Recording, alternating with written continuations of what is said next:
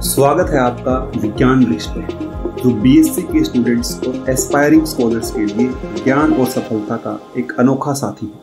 Hello everyone, विज्ञान वृक्ष में आपका एक बार फिर से स्वागत है। ऑर्गेनोमेटेलिक कंपाउंड्स में हम लोगों ने काफ़ी अपने कॉन्सेप्ट क्लियर कर लिए थे, जहां पे हम लोगों ने metal alkene complexes, metal alkyne complex complete कर लिया था, वो भी डिटेल व्यू से। उसके बाद हम लोगों ने शुरू किया था होमोजीनस हाइड्रोजिनेशन रिएक्शन, मतलब होमोजीनियसली कैसे हाइड्रोजिनेशन रिएक्शन होती है। हाइड्रोजिनेशन लास्ट लेक्चर में आपको डिफाइन किया था। Hydrogenation is the reaction in which hydrogen और H2 molecule added in any complex और कंपाउंड। सिंपल सी चीज है, किसी जगह से हमारा अगर H2 रिमूव होता है दैट इज कॉल्ड डिहाइड्रोजिनेशन। लेकिन हम लोग पढ़ेंगे होमोजीनस हाइड्रोजिनेशन, जहां पे मैंने आपको डिफरेंशिएशन बताया था व्हाट इज होमोजीनस और heterogeneous catalyst. What is catalyst मैंने एक्सप्लेन किया था, when the catalyst and reactant are in the same phase are called as homogeneous catalyst. When reactant and catalyst are in the different phase, they are called as heterogeneous catalyst. Catalyst क्या होते हैं? जो reaction की rate को enhance कर देते हैं आपके अकॉर्डिंग या बढ़ा देते हैं, उनको हम लोग कैटालिस्ट पढ़ते हैं। और भी बहुत सारे कॉन्सेप्ट पढ़े थे कि क्यों होमोजीनियस वाली हमारी बेटर होती है in comparison to heterogeneous.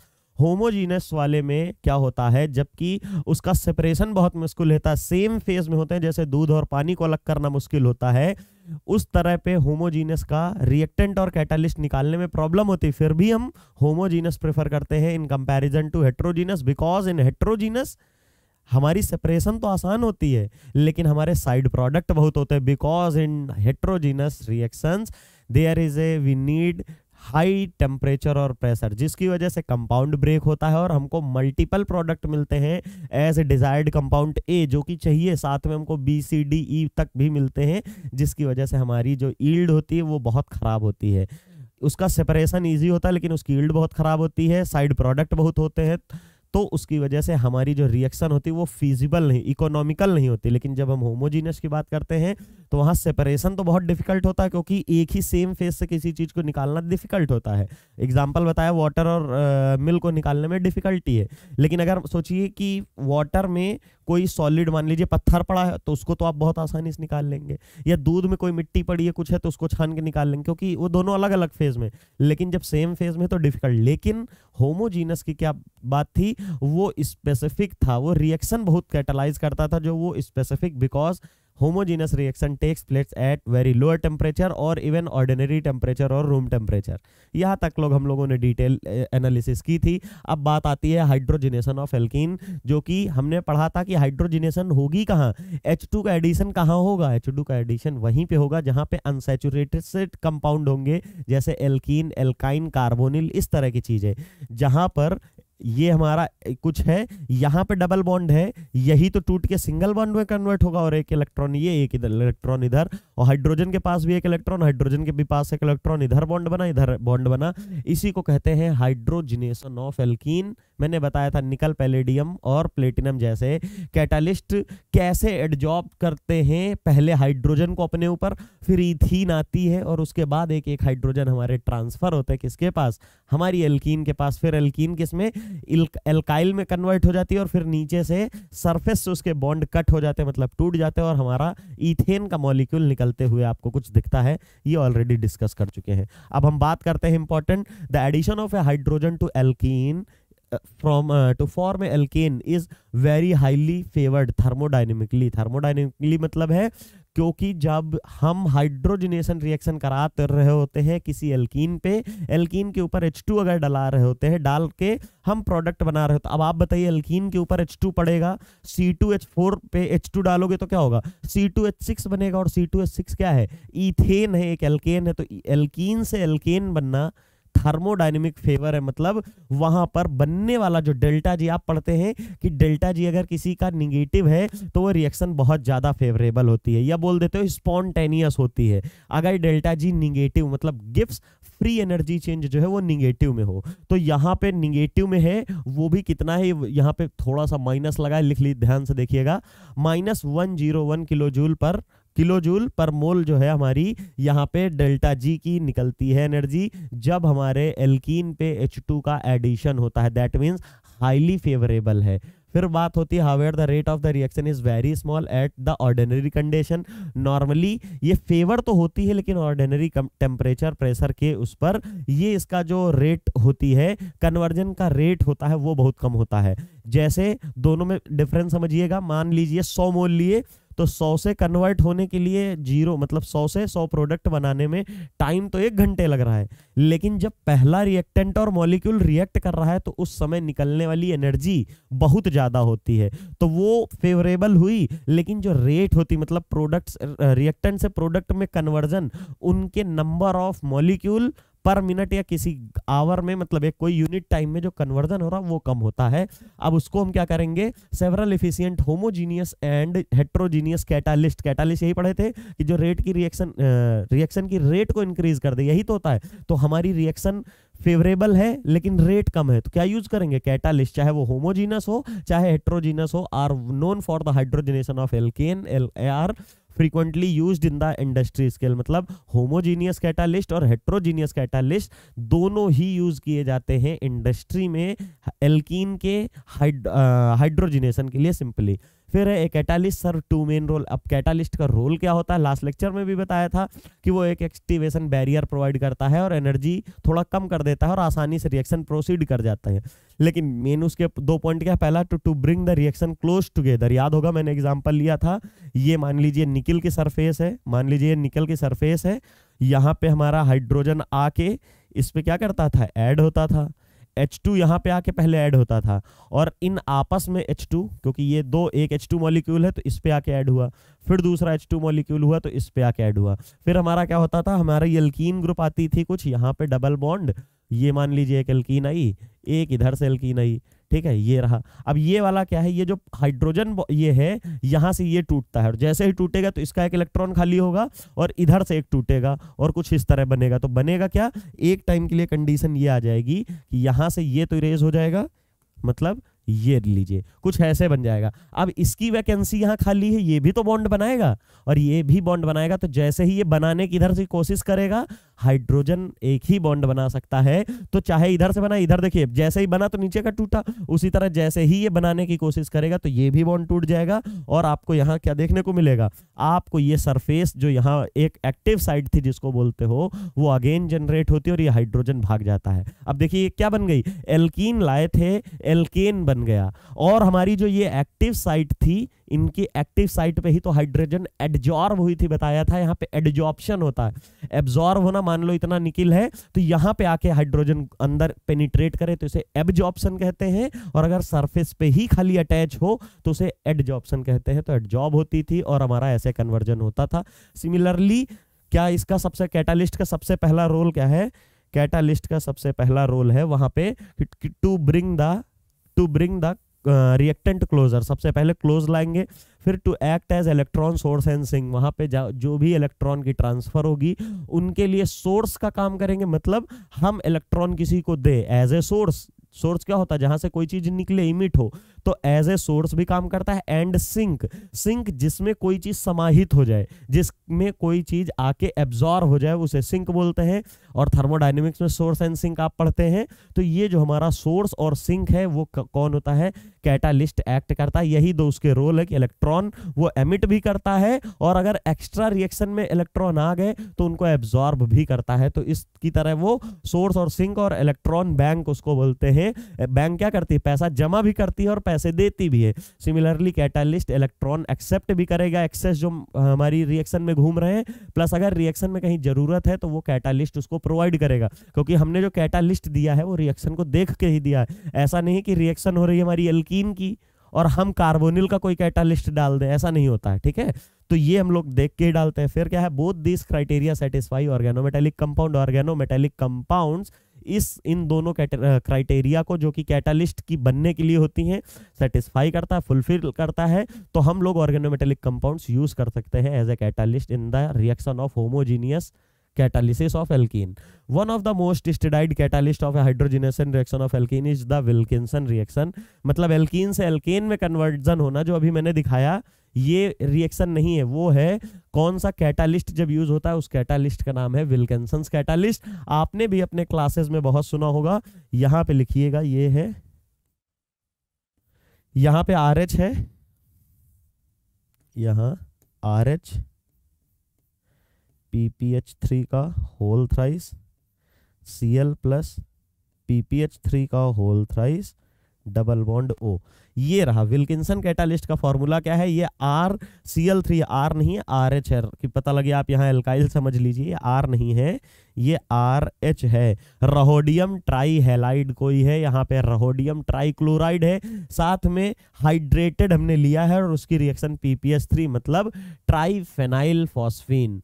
ट्राईफेनाइल phosphine का ओएमसी में बहुत ज्यादा इंपॉर्टेंस है। यहां से शुरुआत हो गई, यहाँ पे इसके साथ रिएक्शन करेंगे तो हमारे Cl2 बाहर चले जाएंगे और 3 ये जाके ऐड होंगे और आपको विल्किंसंस कैटालिस्ट का ये फॉर्मूला देखने को मिलेगा। ये क्या है? ये हमारा विल्किंसंस कैटालिस्ट है, आपके सामने है RH PPH3 का होल थ्राइस Cl।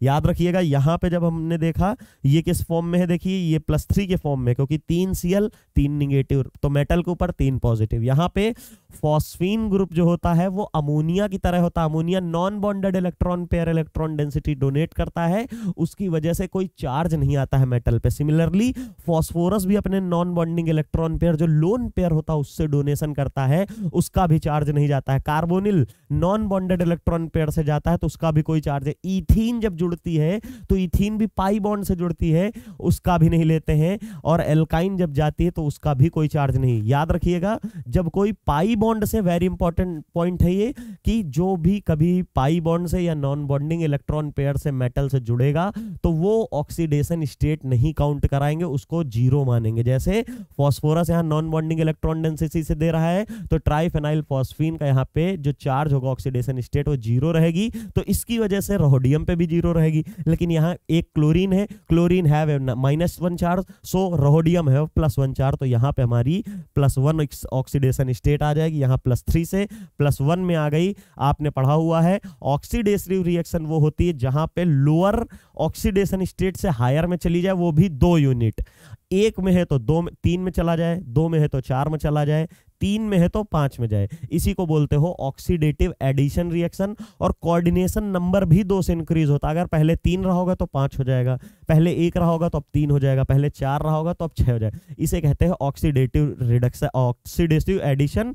और इसी का जस्ट वाइस वर्सा होता है रिडक्टिव एलिमिनेशन। रिडक्टिव एलिमिनेशन में क्या होता है, जैसे पहले ऑक्सीडेशन स्टेट +3 थी तो अब +1 हो जाएगी, पहले +4 थी तो +2 हो जाएगी, पहले +5 थी तो अब +3 हो जाएगी। मतलब 2 से डिक्रीज होगा। और साथ ही साथ में कोऑर्डिनेशन नंबर भी 2 से डिक्रीज होता है, पहले 5 तो अब 3, पहले 6 तो अब 4। ये होता है, अभी आगे है मैं दिखा भी दूंगा।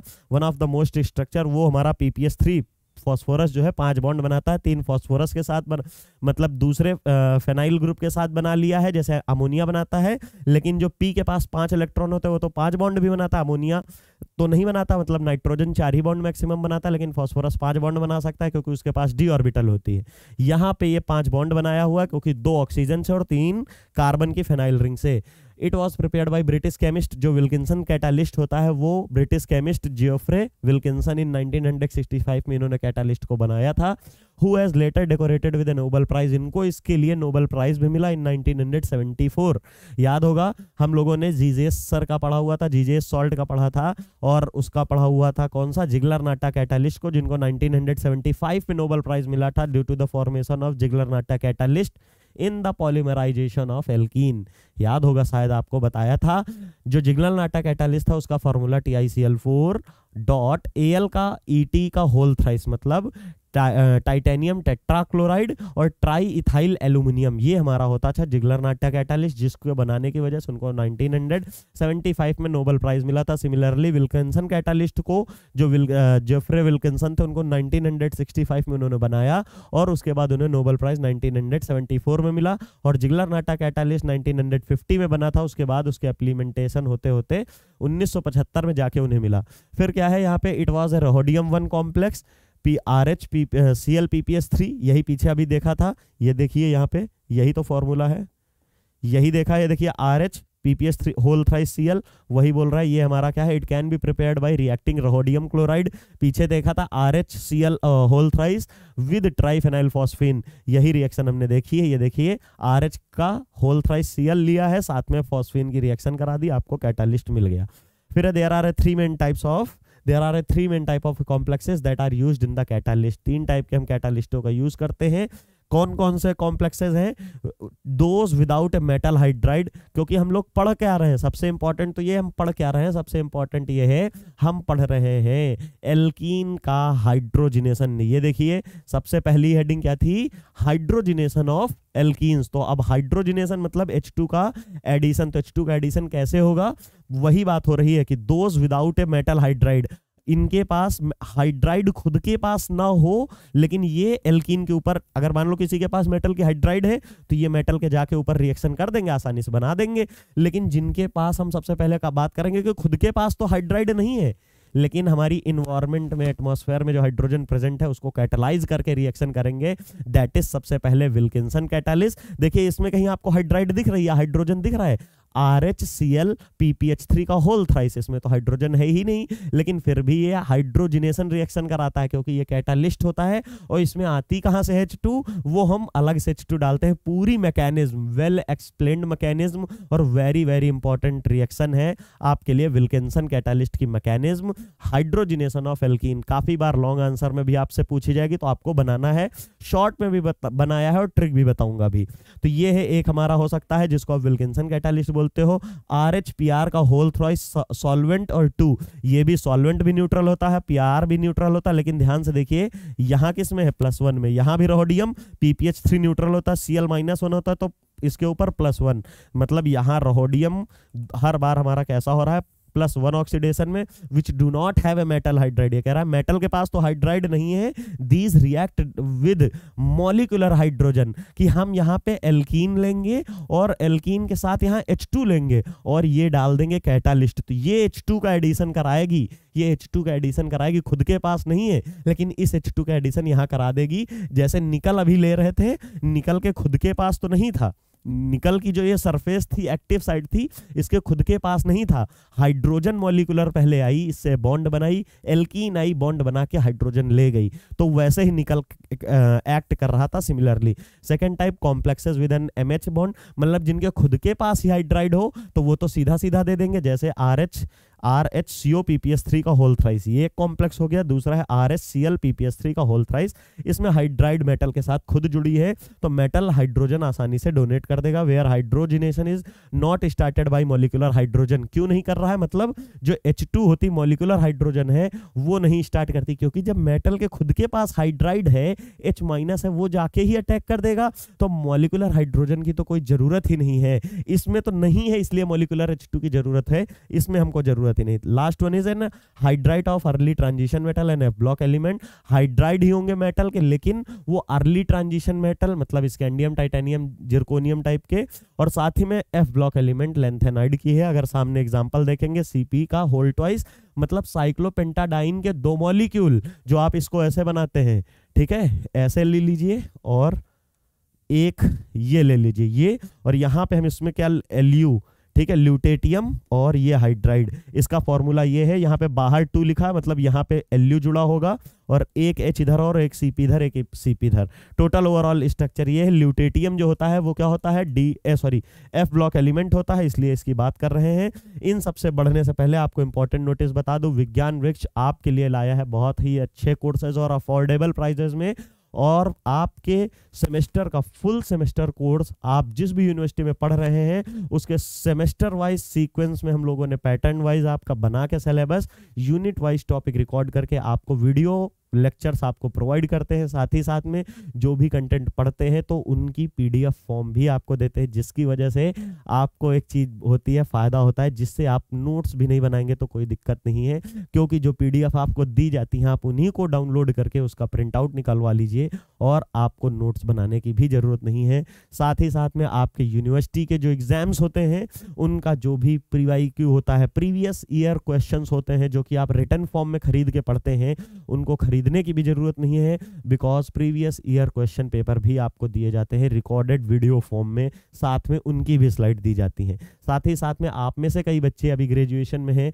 लेकिन अपनी मास्टर्स को अच्छी जगह से करने चाहते हैं, किसी इंडिया के अच्छे कॉलेज से करेंगे तो उसके लिए एग्जाम होता है CUET PG। CUET PG exam आप क्रैक करने के लिए विज्ञान वृक्ष से कोर्स परचेज कर लीजिए, जिसका कोर्स की फीस बहुत मिनिमम है, तो आप इससे परचेज करके और सेंट्रल यूनिवर्सिटीज में पढ़ सकते हैं। लेकिन आप में से कई ऐसे बच्चे होंगे जिनका सपना होगा IIT जाने में, NIT जाने में, तो विज्ञान वृक्ष आपकी मदद करता है आपके सपने को साकार करने में।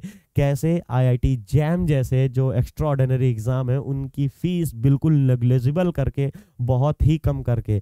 साथ ही साथ में IIT जैम और CUET PG जैसे एग्जाम्स की आपको दी जाती है टेस्ट सीरीज। टेस्ट सीरीज आप चेक करते हैं अपनी प्रिपरेशन को ऑल इंडिया लेवल पे। साथ ही साथ जब रियल टाइम पे आप एग्जाम देने जाते हैं तो उससे पहले प्री ईयर में ही आप अगर 10 से 20 बार 30 बार एग्जाम दे चुके होते हैं तो एग्जामोफोबिया जो होता है, आप एग्जाम का जो डर होता है वो एलिमिनेट हो चुका होता है। जब आप रियल टाइम में वहां बैठ रहे होंगे तो आप लगेगा कि आप अपनी टेस्ट सीरीज सॉल्व कर रहे हैं, क्योंकि आपने कम से कम 10 to 20 टाइम्स वही सेम पैटर्न और उसी तरह की स्क्रीन पे दे चुके हैं, तो आपकी प्रैक्टिस हो जाएगी। साथ में ही कई बच्चे ऐसे होंगे जो मास्टर्स के फर्स्ट ईयर या सेकेंड ईयर में होंगे, हो सकता है वो मास्टर कंप्लीट कर चुके हैं, तो उनके लिए CSIR नेट और IIT गेट जैसे एग्जाम होते हैं।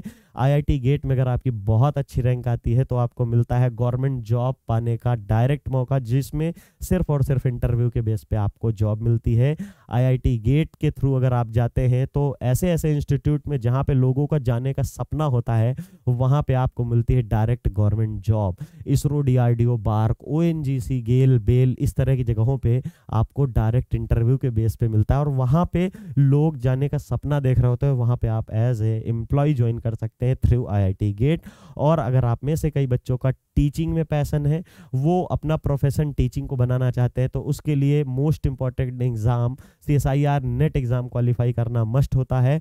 आप अगर CSIR नेट एग्जाम क्रैक करते हैं तो आप इंडिया में किसी भी कॉलेज, यूनिवर्सिटी, रिसर्च लैब में जाकर प्रोफेसर, असिस्टेंट प्रोफेसर बन सकते हैं। साथ ही साथ में अगर CSIR नेट के साथ आप GRF क्वालिफाई करते हैं तो आपको किसी भी इंस्टीट्यूट में PhD इनरोल करने से कॉन्टिन्यूअस 5 ईयर तक गवर्नमेंट ऑफ इंडिया से फेलोशिप मिलती है थ्रू आउट योर PhD। आप जब तक PhD करते रहते हैं आपको फेलोशिप मिलती है। फेलोशिप कुछ और नहीं, स्कॉलरशिप होती है जो दी जाती है पढ़ाई के लिए।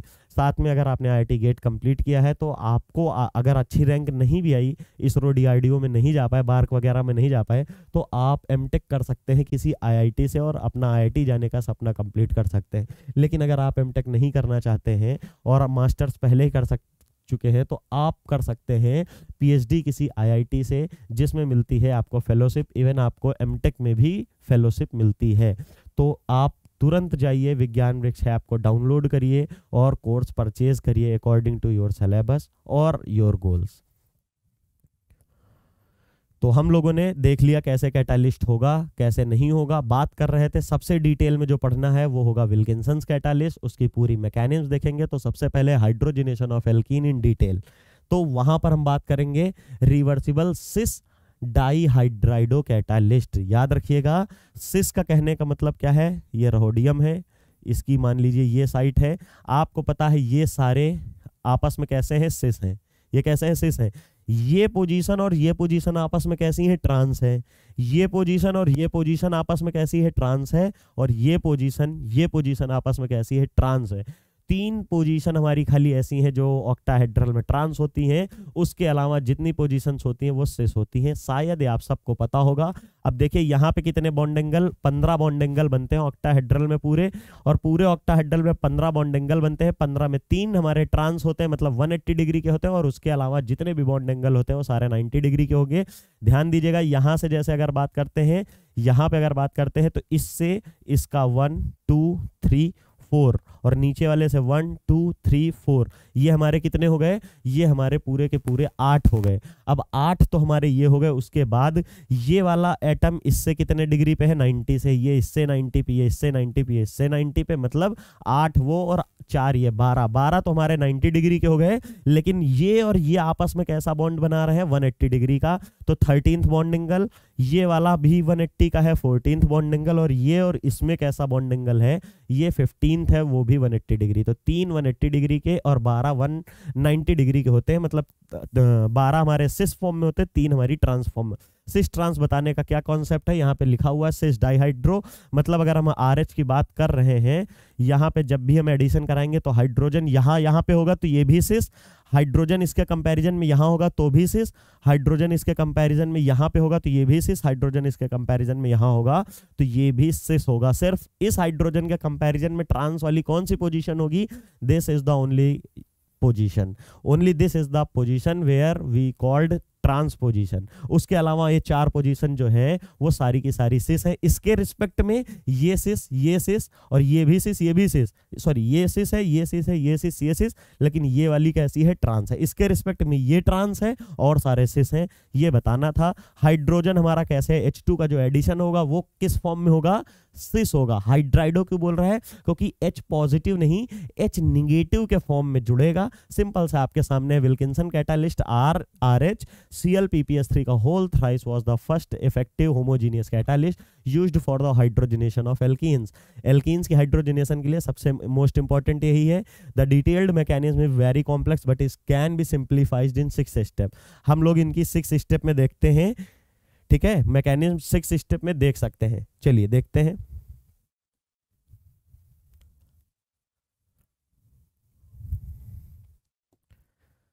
सिक्स स्टेप में देखते हैं तो स्टेप 1 हमारा RH PPS3 Cl, मतलब हमारा विल्किंसन कैटालिस्ट है। सबसे पहले H2 का addition, that is your molecular hydrogen, because in our catalyst there is a no metal hydride. Hydride है नहीं तो कहां से लाएंगे, H2 से लाएंगे, और H2 से लाएंगे तो इसका क्या होता है, ऑक्सीडेटिव एडिशन होता है।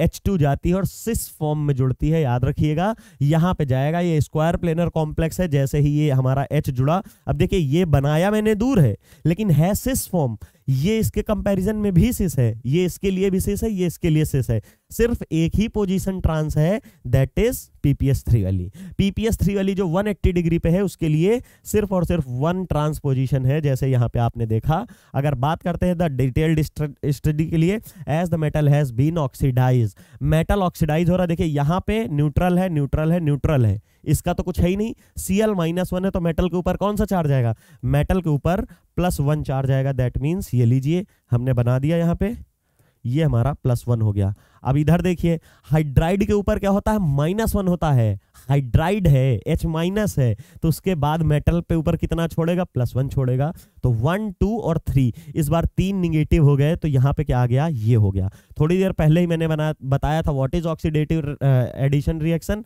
When any complex going change its oxidation state by 2 unit. +1 है तो +3 में, +2 है तो +4 में जाए, और कोऑर्डिनेशन नंबर भी 2 से बढ़ाए, तो इसी तरह की रिएक्शन ऑक्सीडेटिव एडिशन रिएक्शन होती है। यहाँ कोऑर्डिनेशन नंबर 4 है, यहाँ 6 है। पहली कंडीशन सेटिस्फाई, दूसरी कंडीशन ऑक्सीडेशन स्टेट, यहाँ +1 है, यहाँ +3 है, मतलब दोनों condition satisfy, that mean this step is an oxidative addition reaction. वही चीज यहाँ बताई गई है, as the metal have been oxidise the coordination number increase from 4 to 6, यहाँ 4 था वहाँ 6 हो गया। The process is known as oxidative addition. Oxidative addition होने के लिए दोनों कंडीशन को फॉलो होना मस्ट है, ऐसा नहीं कि एक हो जाए दूसरी नहीं हो। अगर दूसरी नहीं होगी तो ऑक्सीडेटिव एडिशन हम नहीं मानेंगे। ऑक्सीडेटिव एडिशन होने के लिए कोऑर्डिनेशन नंबर भी 2 यूनिट से इंक्रीज होना चाहिए, मतलब जितना है उससे 2 बढ़ जाए, और हमारी ऑक्सीडेशन स्टेट भी 2 यूनिट बढ़नी चाहिए, मतलब जितनी है उससे 2 बढ़ जाए। +1 से +3 गई, 4 से कोऑर्डिनेशन नंबर 6 गया, दोनों सेटिस्फाई है, इसलिए that is oxidative addition reaction. The position opposite process in which there is an reduction in the oxidation state, 2 से अगर घट रही हो ऑक्सीडेशन स्टेट और 2 से कोऑर्डिनेशन नंबर भी, तो इस तरह के रिएक्शन को हम लोग रिडक्टिव एलिमिनेशन रिएक्शन बोलते हैं। We are already discuss. It is important to note that hydrogen molecule add across 2 adjacent bonding, याद रखिएगा ये इंपॉर्टेंट है। एडजेसेंट कहने का मतलब है सिस में ऐड होगा, और यही हमने वहां पे भी लिखा हेडिंग में। रिवर्सिबल सिस मतलब ऐड भी होगा, और रिवर्सिबल ऐसा नहीं कि एक बार जुड़ गया ये रिवर्सिबल है, हट भी सकता है, और वो भी किस में जुड़ेगा, सिस फॉर्म में जुड़ेगा, वही यहां बता रहा है। Pushing one of the triphenyl phosphine molecule into an axial side, जब जुड़ रहे होंगे उस समय एक ट्राइफेनाइल फॉस्फेन को किस पोजीशन पे भेज देंगे, एक्सियल पोजीशन पे। तो आपको तो पता ही है कि जो हमारा ऑक्टाहेड्रल कॉम्प्लेक्स होता है, हम इसके लिए ऑक्टाहेड्रल कॉम्प्लेक्स इसी को बोलते हैं जनरली, और ये अगर ऑक्टाहेड्रल कॉम्प्लेक्स है तो इसके लिए इसके लिए हाइड्रोजन हमारा ये रहा, हाइड्रोजन अगर ये है तो ये कैसा हुआ, इसके कौन सी पोजीशन है, ये एक्सियल ही पोजीशन हुई, ये दोनों एक्सियल हो गई, ये हमारा इक्वेटोरियल पोजीशन है। सिंपली एक दोनों के एक्सियल आ गई, तो जैसे ही H2 का एडिशन हुआ, H2 के एडिशन की वजह से PPH3 कहाँ चला गया, एक्सियल पोजीशन पे चला गया। सिंपली आपके सामने। नेक्स्ट हम लोग अगर बात करते हैं, यहाँ पे step two involve the elimination of one triphenyl, यहाँ से एक ट्राइफेनाइल हमारा गायब हो जाएगा, मतलब रिमूव कर दिया जाएगा। और जैसे ही रिमूव हो जाएगा तो यहाँ पे वैकेंट साइट जनरेट होगी। वैकेंट साइट जनरेट होगी तो अब यहाँ वैकेंट साइट है, इसमें कुछ भी ऐड करा सकते हो। Third step involve the binding of ethene molecule और एनी अदर एल्कीन, या तो एल्कीन को या कोई एल्कीन, मतलब या तो इथीन को या कोई और एल्कीन लाके हमको जोड़ना है, क्योंकि एल्कीन के पास होती है पाई बॉन्ड, और पाई बॉन्ड ही इलेक्ट्रॉन डेंसिटी मेटल को तो डोनेट करती थी, मेटल फिर बैक डोनेट करता था। हमने पढ़ा हुआ है मेटल एल्कीन कॉम्प्लेक्स, पहले ही पढ़ा, वो भी ये भी मेटल एल्कीन कॉम्प्लेक्स ही एक तरह से।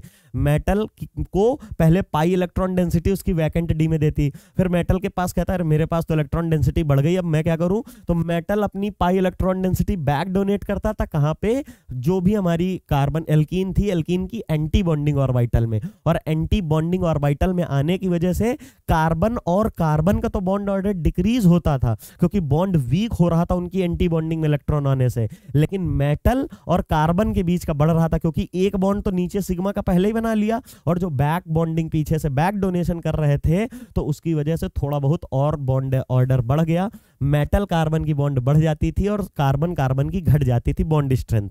ठीक है, वही चीज है यहाँ पे। एल्कीन आएगी तुरंत, यहाँ पे जो वैकेंट साइट जनरेट हुई है, यहाँ पर वैकेंट साइट जो जनरेट हुई, अगर हम बात कर लेते हैं, ये रही, ये वैकेंट साइट में आके इसका एडिशन हो जाएगा पाई बॉन्ड का, और जैसे ही एडिशन होगा तो आपको ये स्पीसीज देखने को मिलेगी। इसके बाद क्या होगा, the ethene molecule attached to the metal and hydrogen atom is in a proximity. Proximity मतलब एक दूसरे के क्लोज कांटेक्ट में है। आपके सामने देखने को मिल रहा है कि ये देखिए हाइड्रोजन है और ये हमारी एल्कीन है, दोनों जस्ट आपस में अगल बगल है, सिस पोजीशन में है। तो क्या होगा, ये हमारा हाइड्राइड इसके ऊपर ट्रांसफर होगा, वही है as a neighbouring ligand can swing around and insert itself into the rhodium hydrogen bond. मतलब ये जो एल्कीन है ये शिफ्ट हो जाएगी इस बॉन्ड में, ये रोहोडियम और हाइड्रोजन के बीच का जो बॉन्ड है इसमें शिफ्ट हो जाएगी कौन, हमारी एल्कीन इंसर्ट कर जाएगी। और जैसे ही इंसर्ट कर जाएगी तो कुछ इस टाइप की स्पीसीज देगी।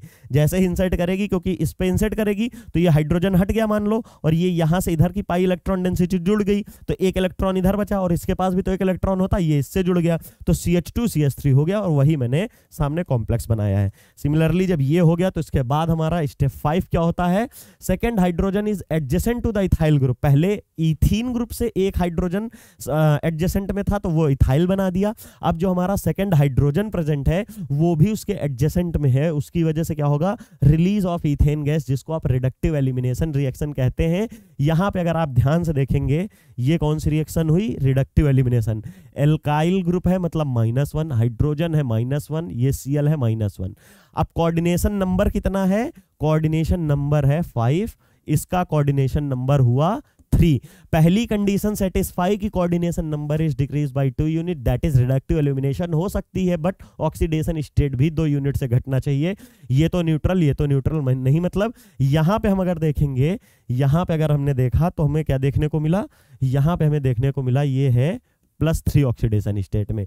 रोहोडियम हम PPH3 न्यूट्रल होता, सिर्फ -1 ये हुआ, तो ये कौन सी ऑक्सीडेशन स्टेट में यहाँ पे हुआ, ये -1 की वजह से ये +1। अब बताइए +3 से +1 में आ रही, that means oxidation state reduce by 2 unit and coordination number is also reduce by 2 unit, that means this reaction is reductive elimination reaction. और इथीन निकल गई, वही मैंने लिखा है। ऑक्सीडेटिव रिएक्शन क्या होती है, यहाँ पे हम अगर यही इथेन या H2 डालें और इसमें आके जुड़ जाए, +1 से +3 में चली जाए और कोऑर्डिनेशन नंबर 3 से 5 बन जाए, ये ऑक्सीडेटिव एडिशन रिएक्शन होती है। ये हमारा 6th पॉइंट है, ट्राइफेनाइल फॉस्फीन, क्योंकि यहाँ वैकेंसी हो गया। अब क्या है, देखिए PPH3 में एक PPH3 2 PPH3 Cl है, और हमें पता है रोडियम जो कॉम्प्लेक्स बनाता है विल्किंसन कैटालिस्ट, उसमें क्या होता है PPH3 का होल थ्राइस Cl एक PPS3 और डाल दो तो विल्किंसन कैटालिस्ट मिल जाएगा, वही मैंने किया है। Triphenyl phosphine molecule add to return the molecule in its initial state, मतलब PPS3 मैंने जैसे ही मिलाया तो आपको ये विल्किंसन कैटालिस्ट मिल गया, जो कि आप स्टार्टिंग में यहाँ पे शुरुआत किए थे मैकेनिज्म में डाल के। देखिए यहाँ पे स्टेप 1 कहाँ गया, ये रहा। स्टेप 1 में भी यही लिया था और स्टेप 6 में हमारा जो फाइनल प्रोडक्ट बना है ये, उसमें हमको ये मिल गया। अब चलिए कंक्लूजन देख लेते हैं पूरी, एक जो विल्किंसन कैटालिस्ट है, विल्किंसन कैटालिस्ट का एक हम सार देख लेते हैं। यहाँ पे लिख लेते हैं पहले, विल्किंसन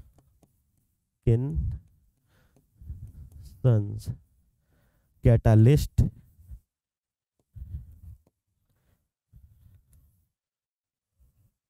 ये लीजिए,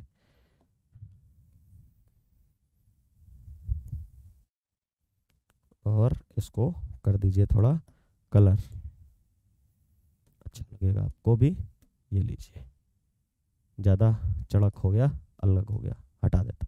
चलिए, ये विल्किंसन कैटालिस्ट की प्रोसेस है। सबसे पहला स्टेप मैंने लिख दिया है, H2 का addition, that is called oxidative addition reaction. Coordination number 4 से 6 हुआ, ऑक्सीडेशन स्टेट +1 से +3 हुई, खुद ही कैलकुलेट कर लीजिए। स्टेप 2, फॉस्फीन हमारा जो एक्सियल पोजीशन में आ गया, रिमूव हो गया। यहाँ पे क्या हुआ, वैकेंट साइड जनरेट हो गई। वैकेंट साइड जहाँ जनरेट हुई वहाँ पे क्या हुआ, एल्कीन का अटैचमेंट हुआ, एल्कीन जाके ऐड हो गई। एल्कीन जैसे ही अटैच हुई तो स्टेप 4 में हमारा क्या होता था, हाइड्राइड का ट्रांसफर कह लो, या एल्काइल ग्रुप वहाँ पे ट्रांसफर हो जाएगा, और हमारा मतलब R और H बॉन्ड में एल्कीन शिफ्ट हो जाती थी, इंसर्ट हो जाती थी, और आपको एल्काइल ग्रुप मिलता था, वहां 5 बॉन्ड हो जाएंगे। और जैसे ही यहाँ पे होगा तो ये और ये सिस फॉर्म में, ये और ये सिस फॉर्म में है, तुरंत इनका क्या होगा, इनका रिडक्टिव एलिमिनेशन हो जाएगा। आपको ये स्पीसीज मिल रही थी, जैसे इनका रिडक्टिव एलिमिनेशन होगा, यहाँ से रिडक्टिव एलिमिनेशन के बाद आपको स्टेप यहाँ से एक, यहाँ पे याद रखिएगा, हमने यहाँ पे इस वाली स्टेप में पहले रिडक्टिव एलिमिनेशन करा दिया, बाद में फास्फोरस डाला। इस वाली रिएक्शन में पहले फास्फोरस डाल के हेक्सा कॉम्प्लेक्स बनाया, हेक्सा वाला कॉम्प्लेक्स बना के एल्कीन को, मतलब एल्केन को निकाला, और हमारा कैटालिस्ट बना। दोनों एक ही चीज है, चाहे आप यहीं से चाहे यहां से आप इसको रिमूव कर लेते पहले, सेकंड स्टेप में आप PPS3 डालते, या यहां से आपने पहले PPS3 डाल के ऑक्टाहेड्रल बना के निकाला, दोनों सेम चीज है, कोई डिफरेंस नहीं है। ठीक है, तो ये हमारा कंप्लीट विल्किंसन कैटालिस्ट यहाँ से खत्म होता है। नेक्स्ट मिलते हैं हम लोग मतलब आपका हाइड्रोजनेशन ऑफ एल्कीन का नेक्स्ट पार्ट कंटिन्यू करते हैं। Thank you so much.